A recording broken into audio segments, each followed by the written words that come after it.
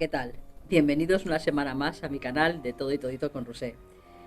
Hace tiempo que os he estado recomendando lecturas y hoy os voy a traer 3 lecturas más. Una de ellas, evidentemente, es mi libro que aún no os lo había comentado. Es un libro con matices históricos, pero no obstante es un cóctel entre amor, traición, política, humillación. Está un poquito enfocado en la Barcelona de los años 1936-1940, plena guerra civil. Y son dos familias enfrentadas por su ideología política, tras la cual se retrata el momento histórico que vive el país y especialmente enfocado en Cataluña. Profundiza en esos daños colaterales que provocó la guerra, el hambre, la traición, el abuso, las ejecuciones, las humillaciones, prendidos de las destructoras mentes de personajes que nos mantendrán en tensión durante toda la trama. Es un libro no especialmente muy largo y bueno, lo podéis encontrar en Amazon y en la Casa del Libro y en distintos sitios. Es del Círculo Rojo, no sé si lo veis por aquí, es de la editorial Círculo Rojo, se titula Me quema la boca y bueno, ya os digo. Os voy a leer un trocito. Lo vio casi a 3 metros bajo tierra. El segundo que duró el destello del flash bastó para tatuar la secuencia completa en su retina con toda su crudeza contenida. Un brazo seccionado con precisión carnicera, arrojado en una cubeta de zinc junto a otros pedazos de carne que despedían un olor pútrido, mostraba en su antebrazo el número de identificación presidiaria, cautivo 314. Era 28 de enero de 1939 y las tropas fascistas, vencedoras de la guerra, comenzaron a requisar todos los tugurios que habían sido ocupados por la República hasta entonces. En la entrada, una inscripción lapidaria en latín decía Ipsi vero monstrum sut promistu et vivint in anternum, epitafio que parecía anunciar lo que Francisco Martínez se iba a encontrar al otro lado de la puerta. Solo el rechinar de los gones del pórtico de entrada, con aquel eco moribundo de ultratumba, le erizó el vello. A medida que iba internándose por la garganta del antiguo monasterio, el conjunto de voces de fuera se iba perdiendo, abriendo paso a una quietud escalofriante rota únicamente por el zumbido grupal de unas moscas que revoloteaban en sus oídos y ascendían desde el pozo donde habían sido arrojados centenares de cuerpos. Una escupidera desportillada de hierro en la misma puerta de entrada, cubierta de sangre y ciertos fluidos corporales en descomposición, donde una plaga de moscas de un azul verdoso metalizado y brillantes, gordas y peludas, hacían su particular festín en aquel cultivo, despedía un fuerte olor a podrido. Francisco Martínez se llevó un pañuelo a la nariz y, cubriéndose medio rostro, inició una exhaustiva inspección, penetrando en lo más recóndito de aquellas galerías.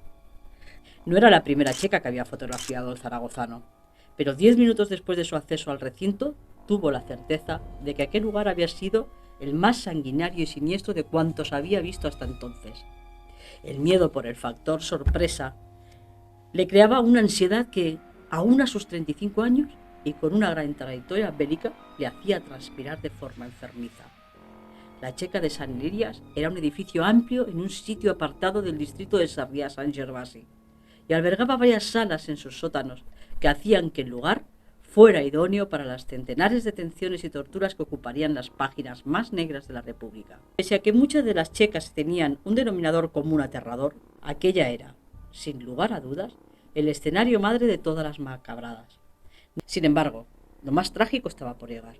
Lejos de la superficie, entre grilletes que colgaban de unos ganchos en las paredes, collares metálicos por donde pasaba la corriente, o picanas eléctricas de uso exclusivo para los genitales de las víctimas, arrojados en el suelo, los sótanos de la Checa de San Elías asaltaban el sentido común de todo superviviente. Bajaban a los sótanos a los presos cuyas torturas reunían una única finalidad, la muerte.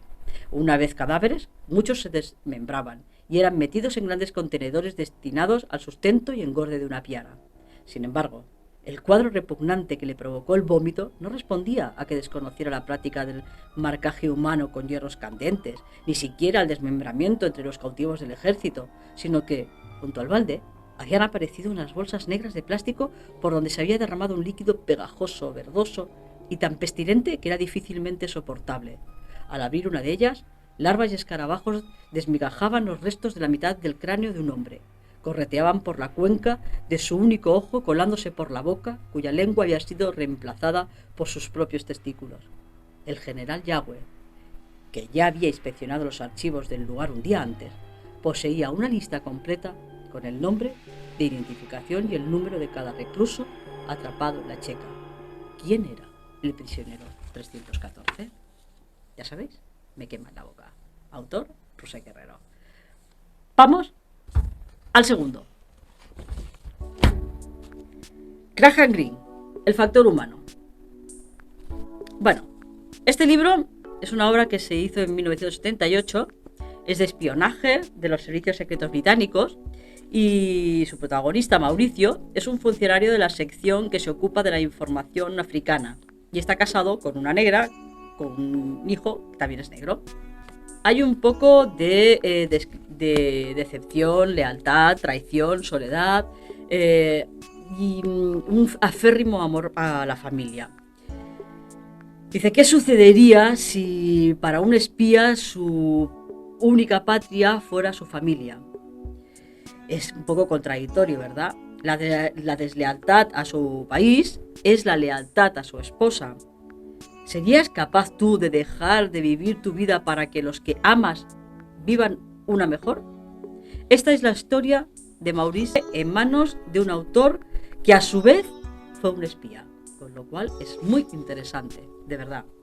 Os voy a leer también un pedacito que creo que es muy... Otro whisky, Sara. Estás bebiendo demasiado. Recuerda al pobre Davis. No lo mató la bebida. Pero yo creía, sí, tú creías lo mismo que todos los demás, pero te equivocabas. Si te molesta darme otro whisky, dímelo, me lo serviré yo. Solo te dije que recordaras a Davis. No quiero que me cuides tanto, Sara. Eres la madre de Sam, no la mía. Sí, claro, yo soy su madre y tú ni siquiera eres el padre. Se miraron atónitos, consternados. No quise, se apresuró a agregar Sara. Tú no tienes la culpa. Lo siento. Así será nuestro futuro si no podemos hablar. Me preguntaste qué había estado haciendo. Estuve toda la tarde buscando a alguien con quien hablar, pero no encontré a nadie. ¿Hablar de qué? La pregunta hizo enmudecer a Cassie. ¿Por qué no puedes hablar conmigo? Porque ellos te lo prohíben, supongo. La ley de secretos de Estado y todas esas estupideces. Mi madre me decía, cuando era niño, que siempre daba demasiado en los canjes, pero nada era demasiado para el hombre que te había librado de las garras del bosque. De modo que me convertí en lo que llaman un agente doble, Sara. Esto significa pasar el resto de mi vida en la cárcel. Castle siempre supo que algún día esta escena se produciría entre ambos, pero nunca había logrado imaginar la clase de palabras que se dirían. ¿Estás en peligro? Quiero decir ahora, esta noche. He estado en peligro durante todo el tiempo que hemos vivido juntos.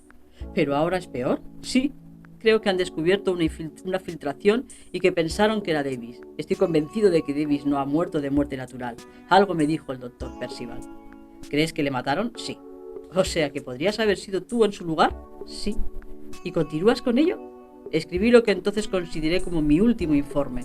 Me despedí de toda la cuestión, pero luego ha pasado algo más. ¿Por qué has continuado, Maurice? Es un suicidio. Puede ser que esto salve muchas vidas. Vidas de tu propio pueblo. No hables de mi pueblo. Yo ya no tengo pueblo. Tú eres mi pueblo. Las cosas no ocurren dos veces de la misma forma. ¿Qué quieres que haga? Lo mejor sería que te fueras con Sam a casa de mi madre. Sepárate de mí. Hacer como si hubieras tenido un terrible altercado y quisiera pedir el divorcio. Si no ocurre nada, me quedaré aquí y podremos volver a reunirnos. ¿Y qué haréis mientras tanto? ¿Mirar las matrículas de los coches? Sugiéreme otra cosa. Si ellos me protegen todavía, no sé si es así. Tengo prometida una fuga segura, pero tendría que ir solo, de modo que aún así tendrás que ir con Sam a casa de mi madre. La única diferencia es que no podremos comunicarnos, que no sabrás lo que ha ocurrido. Quizá durante mucho tiempo. Creo que preferiría que viniera la policía. Al menos, de ese modo, volveríamos a vernos en la sala del tribunal. Pero Davis no llegó a un tribunal, ¿verdad? No sé si te buscan. Márchate, Maurice. Por lo menos sabré que estás a salvo. No me has dicho ni una sola palabra de reproche, Sara. ¿Qué clase de reproche? Bueno, soy lo que habitualmente se llama un traidor. ¿Y a quién le importa eso? Tenemos nuestro propio país. Tú y yo y Sam.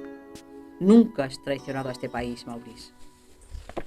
Y la tercera es el síndrome Es una novela negra policíaca, donde la protagonista, Lucine, una de ellas, es la teniente de policía a la que un examante acude para que investigue qué hay detrás de una vieja película muda que le ha ocasionado una ceguera tras su visionado. Sarko, a su vez, es un comisario de policía criminal que investiga a 300 kilómetros de donde está Lucy el hallazgo de 5 cuerpos imposibles de identificar a priori porque se les ha cortado manos, se les ha sacado los dientes, los ojos y se les ha robado el cerebro. Mientras Lucine averigua los diabólicos entramados que esconde el film, una llamada pone de manifiesto la relación del mismo con los cadáveres de Sarko. Ello hace que Sarko y Lucine se unan en la investigación. Hay una magistral exposición de la trama que te mantendrá en vilo hasta el final, tan sorprendente que te dejará boquiabierta en sus últimas frases. ¿Qué es la histeria colectiva? ¿Qué es lo que ve el ojo? ¿Y qué es lo que procesa nuestro cerebro? ¿Se puede manipular el cerebro para cambiar el comportamiento de la gente? Ludovic salió de su cabina de proyección privada y se instaló, solo con una lata de cerveza, en uno de los 12 sillones de Sky estilo años 50 recuperados tras el cierre del Rex, el cine de su barrio. En el sótano de su casa se había construido una auténtica sala que llamaba su cine de bolsillo.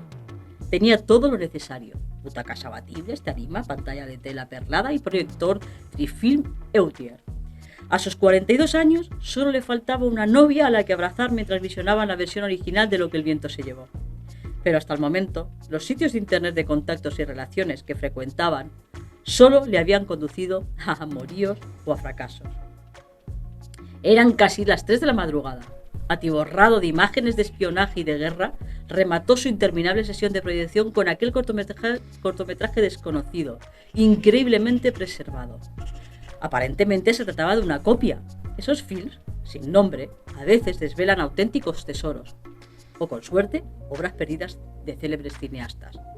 De inmediato, la blancura de la pantalla dio paso a una imagen oscura, velada, sin título ni créditos. En el ángulo superior derecho apareció un círculo blanco. Ludovic se preguntó, en un primer momento, si acaso no se trataría de un defecto de la película, como a menudo sucede con las bobinas antiguas. Y la película comenzó. Ludovic cayó pesadamente mientras corría hacia la planta baja. No veía nada, ni siquiera con las luces encendidas. Se había quedado ciego. Interesante, ¿verdad? Pues ya sabes, estas son mis 3 recomendaciones de esta semana. Me queman la boca, el factor humano y el síndrome E. Chaito.